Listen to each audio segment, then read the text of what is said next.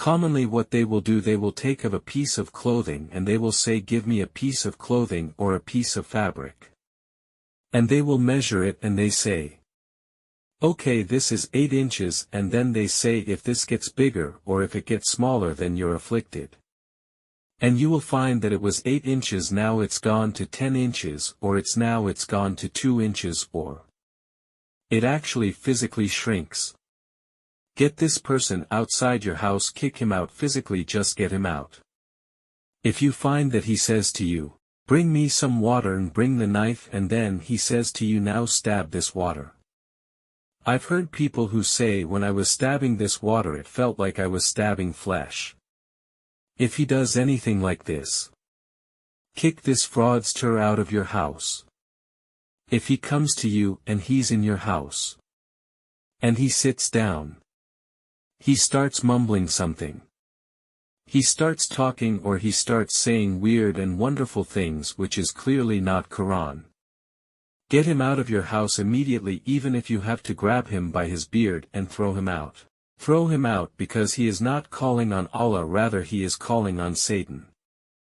Get him out of your house.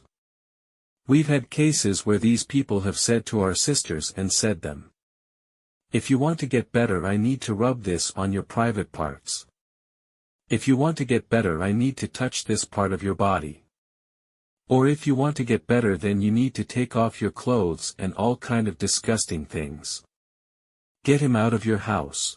He comes to your house and says, bring me a bottle of water, and put the bottle of water in the wardrobe, or put the bottle of water over there, or here you go, open the cap, and when I say to you quickly close the cap. Where is this from the Sunnah? Where is this from the understanding of the companions? Where is this in the Quran? What are you doing? What he is actually going to do, he says.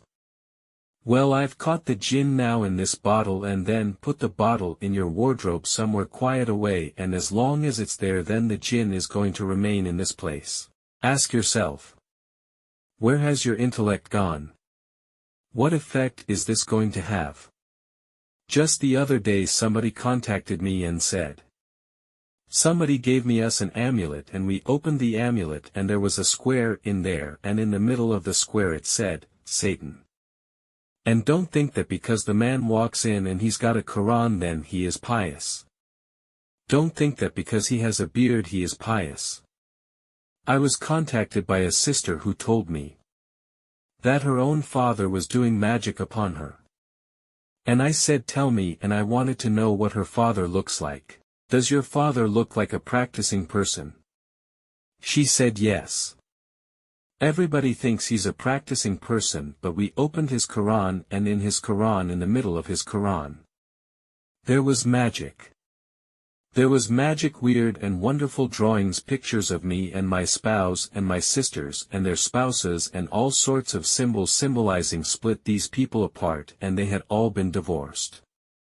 On the outside he looks so practicing, he's got a big beard, and they call him Imam. I call him a fraudster. He knows what he is doing. Then he has left the fold of Islam because he has only reached this station by doing acts of worship and acts of obedience to the Satan. I've said it before and I'll say it again. If a person comes, he sits in front of you, he opens the Quran and he starts reciting from the Quran, and he begins by praising Allah, sending peace and blessings on the messenger, and all of the supplications are recognizable, and he is mentioning the oneness of Allah and he is mentioning the greatness of Allah. There is nothing dodgy. He is not speaking in any other languages, completely transparent.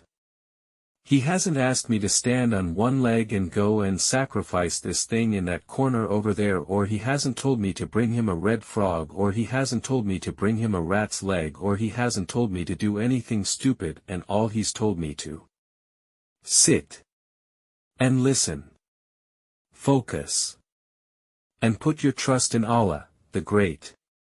It's transparent. If somebody is doing ruqyah, treatment, according to Quran, it is transparent.